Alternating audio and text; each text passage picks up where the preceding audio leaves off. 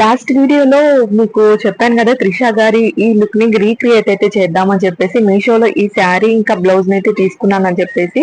So ఈ part 2 వీడియోలో ఈ లుక్ ని క్రియేట్ అయితే చేసేసానండి. సో ఫైనల్ లుక్ అయితే ఈ విధంగా అయితే ఉంది. ఈ లుక్ ఎలా ఉందో మీరు కామెంట్ సెక్షన్ లో కామెంట్ చేసేయండి గాయస్. సేమ్ త్రిష గారి లుక్ లాగా లేకపోయినా అటు ఇటుగా కొంచెం సెట్ అయింది అనుకుంటున్నాను. నాకు మెల్లో సెట్ అయితే దొరకలేదండి. ఏంటంటే నా దగ్గర ఉన్న పెల్స్ తో ఉన్న ఈ నెక్ సెట్ అయితే సెట్ చేసేసాను. అసలు శారీ నార్మల్ గా చూడడానికి నార్మల్ గా ఉన్న, బట్ కట్టుకున్న తర్వాత అసలు శారీకి చాలా మంచి లుక్ అయితే వచ్చిందండి. ఈ శారీ పైన ఈ బ్లౌజ్ వచ్చేసి పేరప్ చేసుకునేసరికి అసలు ఎంత రిచ్ లుక్ అయితే వచ్చిందంటే అంత రిచ్ లుక్ అయితే వచ్చిందండి. చాలా బ్యూటిఫుల్ గా ఉంది శారీ వచ్చేసి. శారీ ఇంకా బ్లౌజ్ లింక్ కావాలి అంటే కామెంట్ సెక్షన్ లో లింక్ అని టైప్ చేసేయండి. మన ఐడిని ఫాలో చేసి ఆటోమేటిక్ గా తప్పకుండా మీకు డిఎం కి లింక్ అనేది వచ్చేస్తుంది. ఇంకొక విషయం చెప్పాలి ఏంటి అంటే, నాకు నార్మల్ గా ఏంటంటే స్ట్రైట్ మంగ్ అసలు సెట్ అవ్వదండి.